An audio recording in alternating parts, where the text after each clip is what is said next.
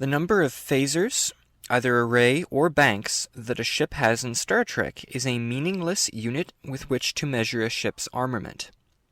While it makes some sense in the time of the original series or movie era, by the time of the Next Generation, knowing the number of phasers a ship had was a useless bit of trivia.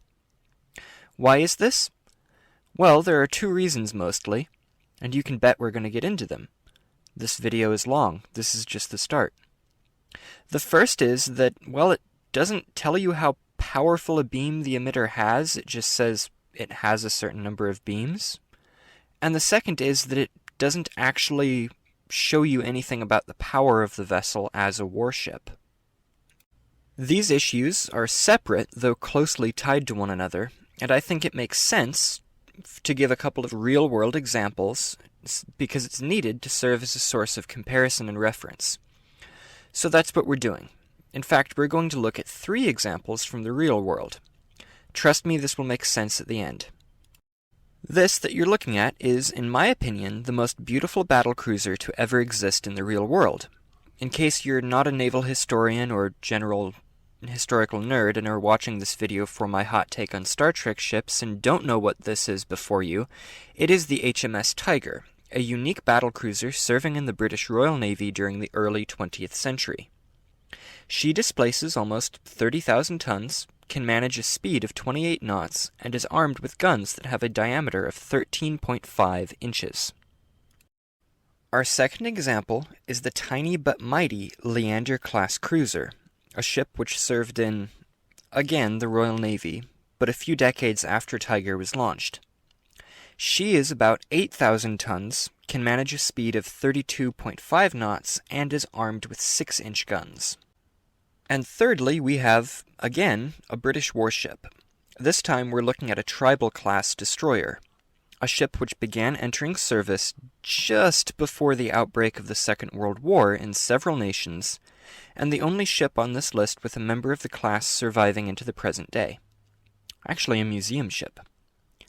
This ship is a bit under 2,000 tons, can manage a speed of 36 knots, and is armed with 4.7-inch guns. The ship is also my latest real-world obsession, as an excellent book on them just came out, which accounts partially, at least, for the haphazard release schedule of videos in the past little while. So now that you have been subjected to 3 real-world vessels in a video about spaceships, you may be, if you're still even watching, wondering what these ships have in common.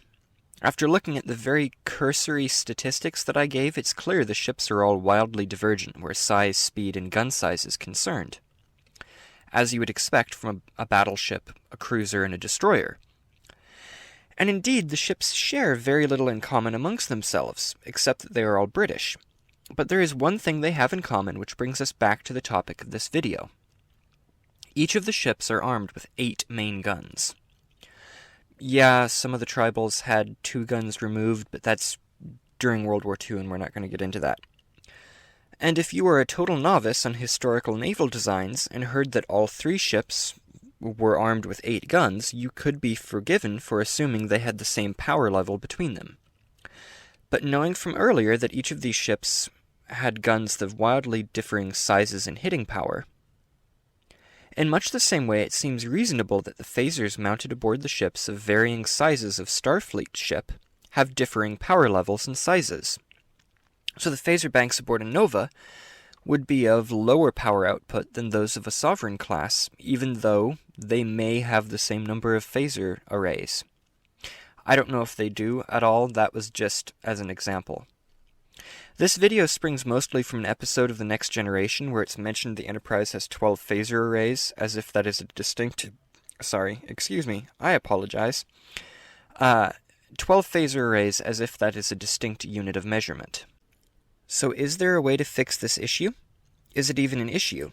We never ask the second question here, otherwise there would be far fewer opportunities for me to make videos, which brings us back on how best to fix the issue. And honestly, it's a fairly simple answer. Just list the power output of a ship's phasers instead of the numbers a ship has. Back to the examples above, knowing that the Tiger has 13.5-inch guns while the Tribal has 4.7-inch guns lets you intuitively guess which ship is the most powerful of the group. Likewise, knowing that the Galaxy-class Enterprise D has a phasor array output of 12.1 gigawatts, giga, per second, while the aged Oberth class's banks can only manage a paltry 1.21 gigawatts. Enough to send a DeLorean back to the future, but little else. You don't even have to know how much energy a gigawatt is, or even that I think it's gigawatt, is a unit of measurement to know that one number is bigger than all the others.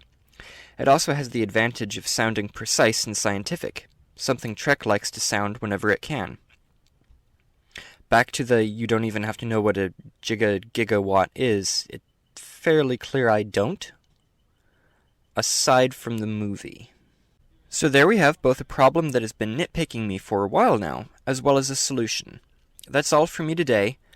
In case you couldn't tell, this is sort of a rushed job. I've been busy with real-world stuff, so I'm just kind of recording when I have an opportunity, and there's been some interruptions, so this has been a less formal video than I like to do. I apologize for that, but I hope you liked it. If you did, consider giving it a like, maybe even subscribing to the channel. Either way, have a good day.